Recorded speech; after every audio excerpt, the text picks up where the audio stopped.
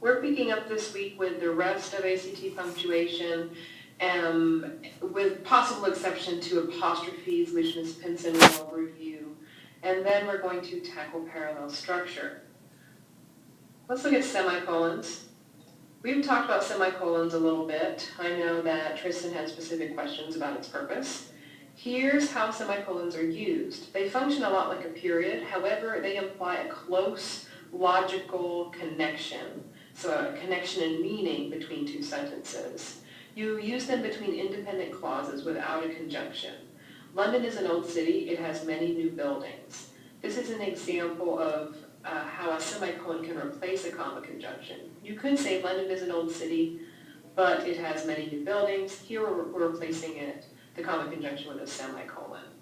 You also use semicolons before however and therefore. London is an old city, semicolon. However, it has many new buildings.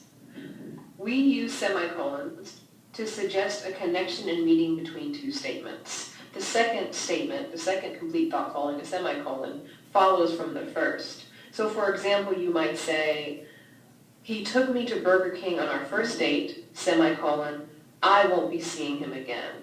The second complete thought, I won't be seeing him again, follows logically from my first thought, he took me to Burger King on our first date.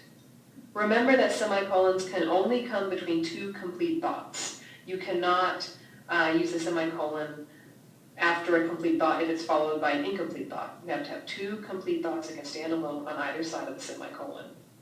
Colons, the double dot, are used before a list and before an explanation. I like the following sports: hiking, swimming, and rafting. Or look at this next example. Here's what she said, colon, I should stop by tomorrow. Colons have to follow a full sentence that can stand alone on its own. Unlike semicolons, however, they do not have to be followed by one. A lot of times we use colons before lists. These are the kinds of food I like: apples, bananas, and strawberries. Obviously, apples, bananas, and strawberries are a list, and they are not a complete thought.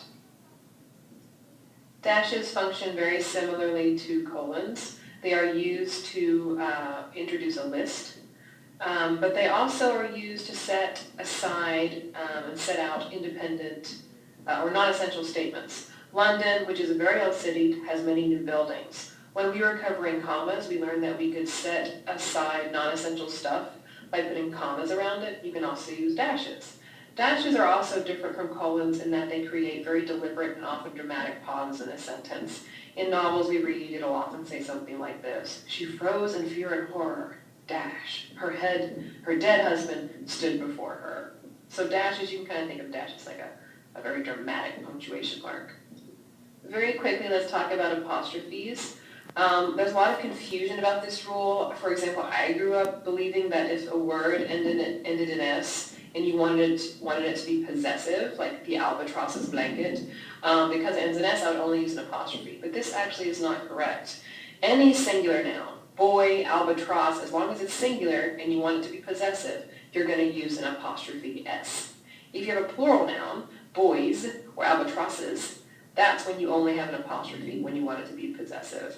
The boy, singular, the boys' ball, apostrophe S.